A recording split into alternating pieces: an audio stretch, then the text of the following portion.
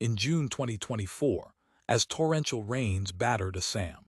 The Brahmaputra River rose with a vengeance, swallowing entire villages. Majuli, once the world's largest river island, was submerged in chaos, homes gone, temples collapsed, and families torn apart.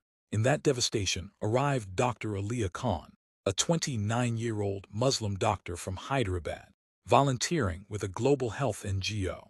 Practical, driven, and deeply rooted in her faith, she believed compassion was the highest form of worship. Already on the ground was Raghav Sharma, a 31-year-old Hindu architect from Varanasi, helping design sustainable flood shelters. Passionate about environmental design and poetic by nature, he viewed architecture as a kind of moral responsibility. Their first meeting wasn't romantic, it was muddy. Aliyah, balancing medical supplies across a bamboo walkway, slipped. Raghav, arms full of building materials, reached out just in time. She landed in his arms. Startled, she laughed, he blushed.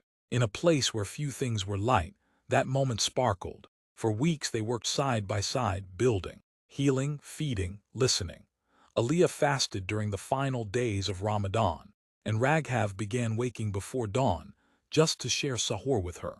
She helped organize an interfaith vigil at the site of a collapsed temple. He shielded her from protesters who didn't want a hijabi in sacred ground.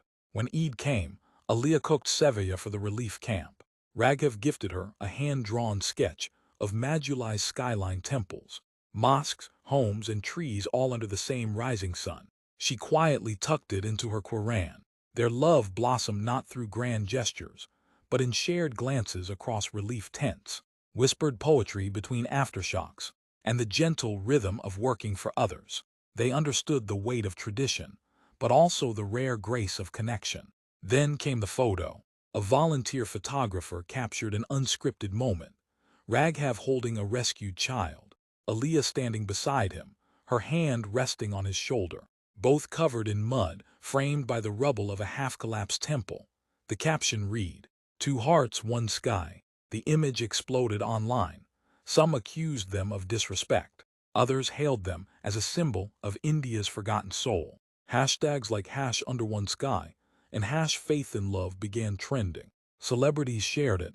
Activists reached out. Hate poured in, but so did hope. Their families, however, were not swayed. Aliyah's father, a respected Islamic scholar, called Raghav a deviation from the path. Raghav's mother feared social rejection. Even close friends warned them against making things harder. So they made a radical choice. They returned to Majuli, to a place that knew their love before the world did. Under a lone bodhi tree that had survived the floods, they were married without fanfare. Rituals reimagined. A reformist imam and a liberal pundit officiated. Villagers gathered, no lavish outfits, no stage, just a promise. I will honor your faith as I do mine. I will not ask you to become me, only walk beside me. Photos from their wedding circulated quietly, but meaningfully. Their story was picked up by international media. Netflix commissioned a documentary titled One Love, Two Faiths, which premiered at international festivals and ignited conversations across classrooms, community halls, and even parliament. Today, they live in Pune. Aliyah runs a community clinic. Raghav works on climate-resilient housing. Their daughter, Reina, prays both duas and sings bhajans. On Eid and Diwali, their home glows with both oil lamps and crescent moons. A bookshelf holds the Quran and the Gita, side by side. Above it hangs a framed photo, two soaked figures in front of a temple, arms wrapped around a child. They didn't just find each other. They found a language older than tradition, more powerful than division. They proved that love isn't about sameness but sanctity.